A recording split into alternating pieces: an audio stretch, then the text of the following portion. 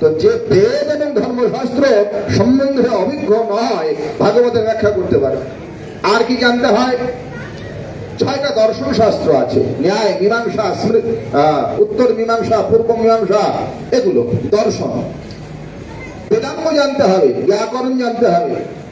একটা শব্দের বহুবিধ অর্থ হয়, কখনো অভিধায় প্রয়োগ হয়, কখনো লক্ষণায় প্রয়োগ হয়, লক্ষণার মধ্যে কখনো জহৎ লক্ষণা হয়, কখনো অজহৎ লক্ষণা হয়। এই ভাগবত প্রবচন করতে পারবে। দেখেন, আপনাদের একটা মজার কথা শোনায়। একজন পাঠককে প্রশ্ন করেছে, জীবের কল্যাণ কি করে হয়? কি প্রশ্ন করলো? জীবের কল্যাণ কি করে? পাঠক এবার উত্তর করছে, পরশ্রী দর্শনম পুণ্যম স্পর্শনম পাপনাশনম আলিঙ্গনম মহাভাগ্যম চুম্বনম মোক্ষদায়কঃ। শ্রোতারা সব খেপে গিয়েছে। পাঠক গোসাই বলে কি? পাঠককে প্রশ্ন করা হলো, জীবের কল্যাণ কি করে হয়? উনি উত্তর দিচ্ছে, পরশ্রী দর্শনম পুণ্যম। এখন সাধারণ যদি এটার মানে কেউ করতে যায়, স্বাভাবিক মানে, তাহলে পরস্ত্রী মানে অন্যের স্ত্রী। তো বলছে অন্যের স্ত্রীকে দেখলে পুণ্য হয়, পরস্ত্রী দর্শনম পুণ্যম। আর স্পর্শনম পাপনাশনম, অন্যের বউকে ছুলে পাপ চলে যায়। এটা বলে কি পাঠক? দর্শক খেপে গিয়েছে।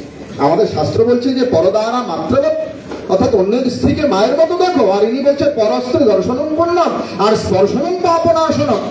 শুধু তাই নয়, আলিঙ্গনম মহাভাগ্যম, অন্যের বউকে আলিঙ্গন করলে মহাভাগ্য, আর চুম্বনে মোক্ষদায়ক। পাঠককে মারার জন্য যখন ছুটে গেছে, গোসাই বলছে, দাঁড়াও দাঁড়াও বাবা, ব্যাখ্যাটা এরকম হবে না। কেন?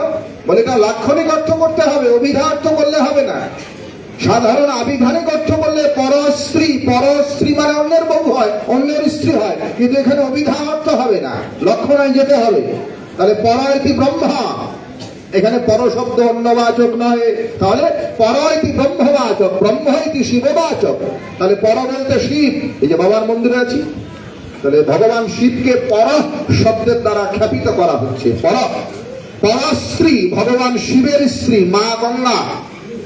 শিবের জড়ায় থাকে না, দেখেছেন?